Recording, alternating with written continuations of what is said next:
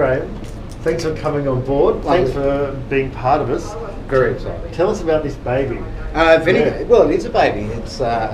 It's new, but it's about 15 years old. So Vinegar's just been released in the last month or so, and yeah, it is. It's my baby. Yes.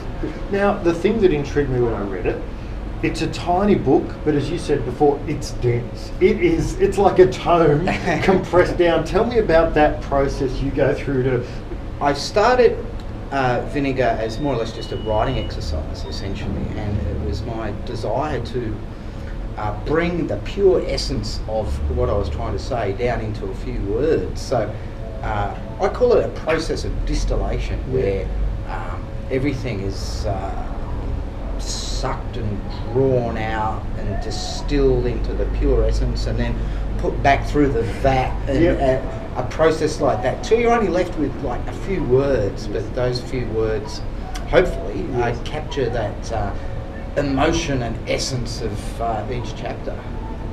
Well, you know, each sentence, as you say, they're micro sentences, aren't they? And it does create this beautiful rhythm. Tell me how conscious or how hard was that to start, and did it start to become easier in the process? To begin with, it was quite difficult in that that I used to write reams and reams and reams and bring that down to those few words. But editing sort of on the fly and getting to that rhythm, I eventually learned to write in that style, to keep that rhythm and that meter and that pulse driving the story forward. It wasn't until halfway through the novel I realised I knew nobody's name. And then there were times I was reading an entire chapter and I wasn't even sure who that character was till towards the end. Which, tell me about that process. I found it fascinating.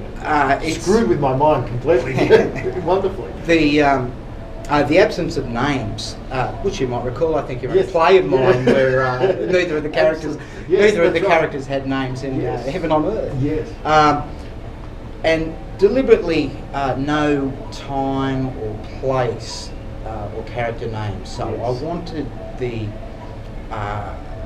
story to run parallel to just the exploration of those raw emotions. So times and place, even people's names, I found distracted from that very essence of whether it be jealousy, love, or hate, or misery, or the bleakness of people's lives. I thought I wanted to keep that pure essence without distraction.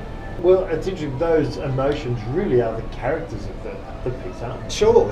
They're the stars, and obviously the little bite in the tail of the novel that sort of draws all that back in once again, and sort of gives it a big hug at the end. How do you structure that kind of layering at the end? It was the ending was in my mind very early on. However, that changed as the writing process moved forward, because it was such a long-winded event for me to get the novel completed.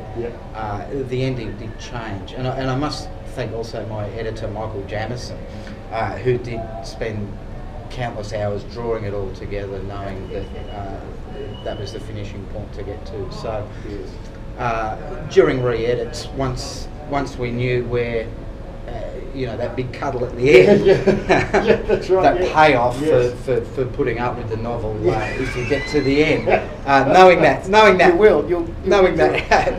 point to get to made it a little bit easier.